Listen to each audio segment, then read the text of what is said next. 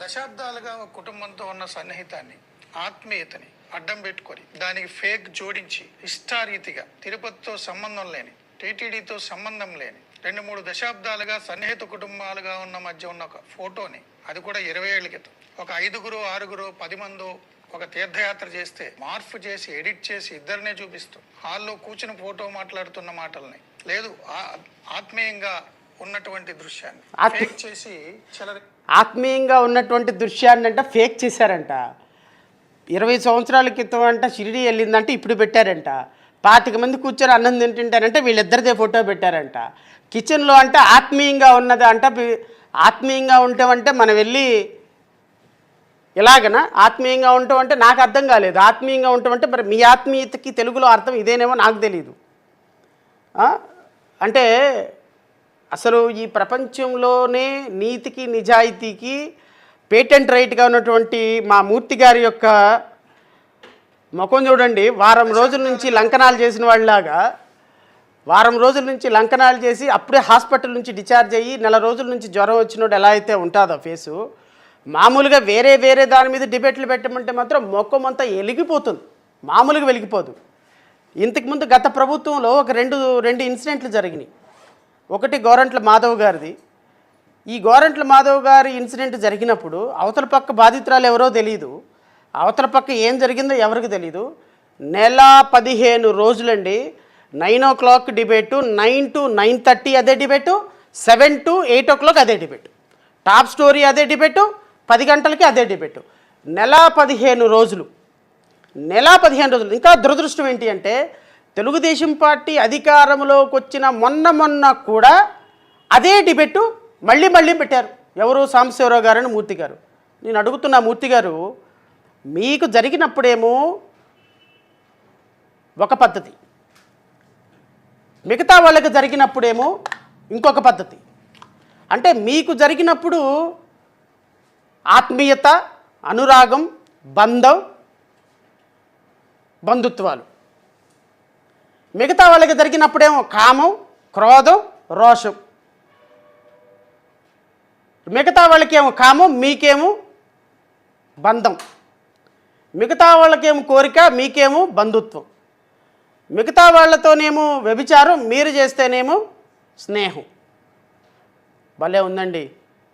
గోరంట్ల మాధవ్ గారు చేసింది వైఎస్ఆర్ కాంగ్రెస్ పార్టీకి సంబంధమా? కాదండి. ఆయన వీడియో కాల్ మాట్లాడింది వైఎస్ఆర్ కాంగ్రెస్ పార్టీకి సంబంధమా? మరి ఎట్లా సార్ 250 డిబేట్లు పెట్టారు ఒకే అంశం మీద? భారతదేశ చరిత్రలోనంట మోస్ట్ ట్రెండింగ్ వీడియో అయ్యిందంట అది. బీఆర్కే నాయుడు గారు ఆయన్ని బీట్ చేశారు చూడండి ఒకసారి, మీ చైర్మన్ గారు ఆయన్ని బీట్ చేసి ప్రపంచంలోనే ట్రెండింగ్లోకి వెళ్ళిపోయినారు. ఈయన వెళ్ళటం కాకుండా వెంకటేశ్వర స్వామిని కూడా తీసుకొని వెళ్ళిపోయాడు ట్రెండింగ్లోకి. ఆయన పవిత్ర కార్యాలయం గురించి దుర్మార్గంగా నెటిజన్లు మాట్లాడుకునే పరిస్థితికి తీసుకొచ్చిన ఈయన టీటీడీ చైర్మన్ అంటే టీటీడీని తప్పు పడుతున్నట్టు కాదు, ఈయన టీటీడీ చైర్మన్ ఇలా చేశాడు అంట అని నార్త్ ఇండియన్స్ అందరూ కూడా సిగ్గుపడి. నాకు 2-3 జడ్జిలు ఉన్నారు తెలిసిన వాళ్ళు నార్త్ ఇండియాలో. ఆ నార్త్ ఇండియన్స్ ఇంతకుముందు నేను న్యాయమూర్తిగా పనిచేసినప్పుడు వాళ్ళు కూడా ఇక్కడ దర్శనంకి వచ్చినప్పుడు కొంచెం దర్శనం ఇప్పించిన వాళ్ళకి.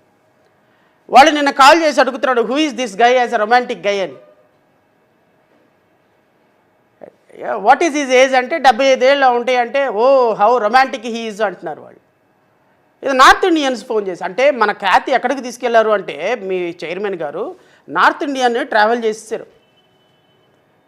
ఇది అల్టిమేట్గా ఇది ఎక్కడ ల్యాండ్ అవుతుంది? ఒక పవిత్ర పుణ్యక్షేత్రంలో ల్యాండ్ అవుతుంది. ఒక పవిత్ర పుణ్యక్షేత్రంలో ల్యాండ్ అయ్యేటువంటి అంశం మీద ప్రభుత్వం స్పందించకపోతే ఎట్లా? ఒకసారి ఆలోచించమని కోరుతున్నా. ఇది విమర్శించేటువంటి అంశం కాదు. తప్పు జరిగింది, తప్పును సరిదిద్దుకోండి. దాన్ని వెనకేసుకొస్తే ఎట్లా? డీప్ వీడియోలని ఒకళ్ళు, మార్ఫింగ్ వీడియోలని ఒకళ్ళు, ఇదేదో A1 వీడియోలని ఏఐ టెక్నాలజీ అని ఒకళ్ళు. అది ఎప్పుడో 20 సంవత్సరాల క్రితం ఆత్మీయంగా కౌగిలించుకున్నప్పుడు అంటే ఎవరూ లేకుండా ఆత్మీయంగా కౌగిలించుకుంటారంట. నైట్ వేసుకునంట ఆ రూమ్లో నుంచి వద్దంట. ఈయన చేయి గడుక్కోలేకపోతే అంటే ఈయనకి చేయి గడుగుతుందంట. ఈయనకి కౌగిలించుకొని ముందు పక్కకు తీసుకొని వెళ్తే అది ఆత్మీయత, అనురాగం, బంధం, బంధుత్వం. అది మేము వినాలి, మీరు చెప్పాలి. కొంచెం నోటి శుద్ధి ఉండాలండి మూర్తి గారు మాట్లాడేటప్పుడు. అయితే మీడియాలో మనం ఉన్నప్పుడు ప్రజలు గమనిస్తారు, ప్రజలు చూస్తారు, ప్రజలు వింటున్నారన్న కామన్ సెన్స్ కూడా లేకపోతే ఎట్లా? మనతో ఉన్న సన్నిహితాన్ని, ఆత్మీయతని అడ్డం పెట్టుకొని దానికి ఫేక్ జోడించి ఇష్టారీతిగా తిరుపతితో సంబంధం లేని, టీటీడీతో సంబంధం లేని 2-3 దశాబ్దాలుగా సన్నిహిత కుటుంబాలుగా ఉన్న మధ్య ఉన్న ఒక ఫోటోని, అది కూడా 20 ఏళ్ల క్రితం, ఒక 5గురు 6గురు 10 మందో ఒక తీర్థయాత్ర చేస్తే మార్పు చేసి ఎడిట్ చేసి ఇద్దరినే చూపిస్తూ హాల్లో కూర్చుని ఫోటో మాట్లాడుతున్న మాటల్ని, లేదు ఆత్మీయంగా ఉన్నటువంటి దృశ్యాన్ని ఫేక్ చేసి చెలరేగిపోయారు. ఏముంది అందులో? మీరు ఫేక్ చేస్తే మాత్రం తిరుపతికి ఏం సంబంధం? అంతే, తిరుపతికి ఏం సంబంధం లేదు. దాంట్లో ఏముంది? దాంట్లో ఏమీ లేదు. తిరుపతికి అసలు సంబంధమే లేదు. తిరుపతికి సంబంధం లేదు, ఎవరికి సంబంధం లేదు. అసలు అది వ్యక్తిగతమైనటువంటి విషయం. మరి గోరంట్ల మాధవ్ది వ్యక్తిగతమైన విషయం కాదా ఏంటి? అంబటి రాంబాబు గారిది వ్యక్తిగతమైన విషయం కాదా ఏంటి? ఆయన ఎవరో శ్రీనివాసు విశాఖపట్నం చైర్మన్, ఆయన మంత్రి, మాజీ మంత్రి, ఆయనది వ్యక్తిగతమైన విషయం కాదా ఏంటి? మరి వ్యక్తిగతమైన విషయాల మీద సంవత్సరాల పాటు డిబేట్లు ఎట్టు పెట్టారయ్యా? ఆహా, మీ దాకా వస్తేనేమో సంసారమా, ఎదుటోటి చేస్తేనేమో వ్యభిచారమా? కాస్త కడుపుకి అన్నం తినేటట్టు నోటి శుద్ధితోటి మాట్లాడాలి. తప్పు జరిగింది, దాని మీద మీరు తప్పు సరిదిద్దుకునే అంశాల మీద దృష్టి సారించండి. గౌరవ చైర్మన్ గారు నిన్న మాట్లాడుతున్నారు, బిఆర్ నాయుడు గారు. ఏంటి తప్పు జరిగింది, ఏమైంది, ఏంటి? తగ్గేదేలే అంట, తగ్గేదేలా. ఏంటి, ఎవరిని బెదిరిస్తున్నారు తగ్గేదేలే అని? అసలు ఆ పవిత్ర పుణ్యక్షేత్రంలో కూర్చుంటే అర్హత నీకుందా అసలు ఒక్క నిమిషమైనా? నేను బిఆర్కే నాయుడు గారిని అపాయింట్ చేసిన రోజునే చెప్పా, నేను ఆ రోజే ప్రెస్ మీట్ పెట్టాను. నేను రాష్ట్ర ప్రజలు కూడా ఒక్కసారి మీరు గమనించండి, నేను ఈ రోజు నుంచి చెప్పటంలా, ఏ రోజైతే నాయుడు గారిని చైర్మన్గా చేశారో, ఏ రోజైతే ట్రస్ట్ బోర్డు మెంబర్ని ఎన్నిక చేయబడ్డారో ఆ రోజునే నా దానికి ముందు 4 రోజుల ముందే నేను ప్రెస్ మీట్ పెట్టా. ఇదిగో ఇలాంటి మిడ్ నైట్ మసాలా నడిపేటువంటి వ్యక్తి, ఇలాంటి పరిశ్రమలు స్థాపించి బిజినెస్ మ్యాన్గా లుక్రేటివ్ మైండ్ తోటి ఉన్నటువంటి వ్యక్తి మీడియాని అడ్డం పెట్టుకొని రాష్ట్ర ప్రభుత్వాల మీద బురద జల్లి వాళ్ళని ప్రభుత్వాల్లోకి తీసుకొచ్చి తద్వారా ఇట్లాంటి పనులు చేసి చైర్మన్గా అయ్యేటువంటి వ్యక్తిని మీరు చైర్మన్గా చేస్తున్నారు.